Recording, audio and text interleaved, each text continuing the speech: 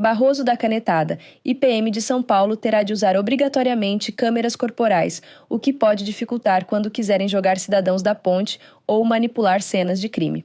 Polícia Federal cumpre 17 mandados de prisão em esquema de desvio de emendas parlamentares. Com as novas regras de transparência, ficará mais difícil dos corruptos limparem seus rastros. Roberto Jefferson vai responder por seus crimes se depender de Alexandre de Moraes, que votou a favor do ex-deputado bolsonarista e homofóbico ser condenado a 9 anos de prisão. Confira nesse vídeo as principais notícias do dia e se inscreva no canal da Mídia Ninja. O presidente do Supremo Tribunal Federal, Luiz Roberto Barroso, determinou o uso obrigatório de câmeras por policiais militares em operações no estado de São Paulo, baseada no aumento da letalidade policial nos últimos anos. Entre as medidas, foi solicitada a gravação ininterrupta das imagens nas operações, a divulgação de dados no portal da Secretaria de Segurança Pública e a recomposição de câmeras para o mínimo de 10.125 equipamentos em operação. No mês passado, Barroso deu um prazo para o governo apresentar detalhes sobre o contrato firmado com a Motorola Solutions e o cronograma dos sistemas de gravação e de capacitação para uso dos equipamentos. Em resposta, o Estado disse que as ações estão sendo implementadas de forma gradual e que testes foram programados para o dia 10 de dezembro. Mas para o ministro, o Estado não está cumprindo satisfatoriamente os compromissos assumidos, o que representa uma involução na proteção de direitos fundamentais e caracteriza risco à ordem e segurança pública. Dados do Instituto Sou da Paz apontam que a letalidade policial aumentou quase 80% entre janeiro e agosto de 2024. Recentemente, manifestantes protestaram contra a violência da PM de São Paulo e cobraram ação do Ministério Público contra o secretário de Segurança Pública, Guilherme Derrite, e o governador Tarcísio de Freitas. A Polícia Federal iniciou nesta terça-feira, junto com o Ministério Público Federal e a CGU, a Operação Overclean, mirando em uma organização criminosa envolvida com fraudes licitatórias, desvio de recursos públicos, corrupção e lavagem de dinheiro a partir de emendas parlamentares. Segundo a CGU, foi identificado um superfaturamento nos processos analisados em contratação de obras com o Departamento Nacional de Obras contra a Seca. Ao todo, 42 mandados de busca e apreensão estão sendo cumpridos, além de 17 mandados de prisão preventiva e ordens de sequestro de bens nos estados da Bahia, Tocantins, São Paulo, Minas Gerais e Goiás. A investigação aponta que a organização criminosa tinha um esquema para direcionar os recursos das emendas parlamentares e de convênios para empresas e pessoas ligados a administrações municipais. No período investigado, eles movimentaram cerca de 1,4 bilhão de reais, sendo 825 milhões em contratos com órgãos públicos em 2024.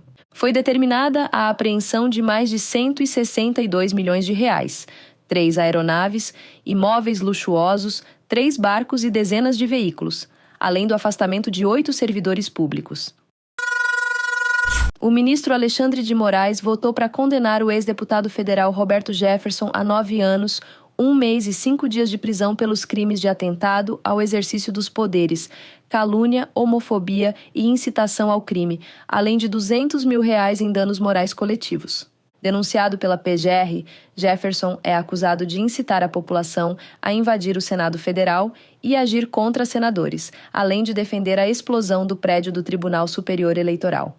Outras denúncias foram feitas, como a acusação de calúnia e homofobia, ao afirmar que a comunidade LGBTQIA+, representa a demolição moral da família. Em seu voto, Moraes afirmou que é completamente absurda que a atuação de um ex-deputado federal, que exerceu mandato em várias legislaturas, cause os duradouros danos revelados através de violação dos princípios constitucionais consagrados no Brasil. O Ministério Público declarou que o réu, diante de reiteradas manifestações com teor antidemocrático em entrevistas e publicações em redes sociais, demonstrou aderência voluntária ao núcleo da organização criminosa, composta por figuras públicas e líderes de ideologias extremistas. A Corte iniciou o julgamento do caso em sessão virtual aberta na última segunda-feira, e agora os ministros poderão depositar seus votos até sexta-feira.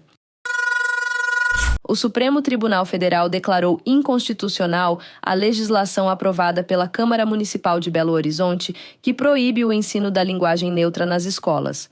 A ação foi movida pela Aliança Nacional LGBT e pela Associação Brasileira de Famílias Homoafetivas. contra a legislação de autoria do bolsonarista Nicolas Ferreira, do Partido Liberal. Em agosto de 2023, foi publicada no Diário Oficial do município de Belo Horizonte a lei que proibia usar a linguagem neutra nas escolas públicas e particulares da cidade. Nicolas chegou a publicar nas redes sociais que em Belo Horizonte não teria mais ELU e TODES, e que sua lei seria exemplo para todo o Brasil.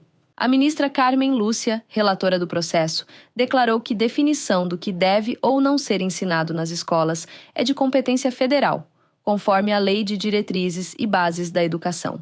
Para ela, proibir o uso da linguagem neutra nas salas de aula ofende a garantia da liberdade de expressão, manifestada pela proibição da censura, a promoção do bem de todos, sem preconceitos de origem, raça, sexo, cor, idade e quaisquer outras formas de discriminação. E ainda, o princípio da isonomia previsto na Constituição, pelo qual se estabelece que todos são iguais perante a lei, sem distinção de qualquer natureza. Após sentir dor de cabeça, o presidente Lula precisou fazer uma cirurgia de emergência na madrugada desta terça-feira, no Hospital Sírio-Libanês, em São Paulo. Ao realizar um exame de ressonância magnética, foi detectado um hematoma intracraniano decorrente do acidente domiciliar que o presidente sofreu em outubro, no banheiro do Palácio da Alvorada. Após o procedimento de craniotomia ser realizado sem intercorrências, com cerca de 2 horas de duração, o quadro de Lula segue estável. Em uma coletiva de imprensa, o cardiologista Roberto Calil Filho afirmou que o presidente está bem, estável e sem riscos de sequelas. Lula permanecerá em observação nos próximos dias para os médicos acompanharem sua recuperação. Ele está sob os cuidados de uma equipe de infectologistas, neurocirurgiões e cardiologistas que continuam monitorando sua evolução. Barroso afirmou que o inquérito das fake news foi atípico, mas necessário e indispensável para enfrentar o extremismo no Brasil. Tramitando há mais de 5 anos, o presidente do STF acredita que o inquérito teve singularidades, mas foi decisivo para salvar a democracia no Brasil. O objetivo era investigar a disseminação de notícias falsas e as ameaças direcionadas à corte e seus ministros nas redes sociais. Mas Barroso explicou que a duração do inquérito se prolongou porque os fatos se multiplicaram, especialmente com os graves desdobramentos relacionados aos ataques de 8 de janeiro e à suposta tentativa de golpe de Estado. Segundo ele, a previsão inicial era que até o fim de 2024, todo o material relacionado às investigações tivesse sido enviado à PGR no fim deste ano. Porém, com a perspectiva de que as denúncias se transformem em ações penais, Barroso prevê um mar agitado ao longo de boa parte do próximo ano.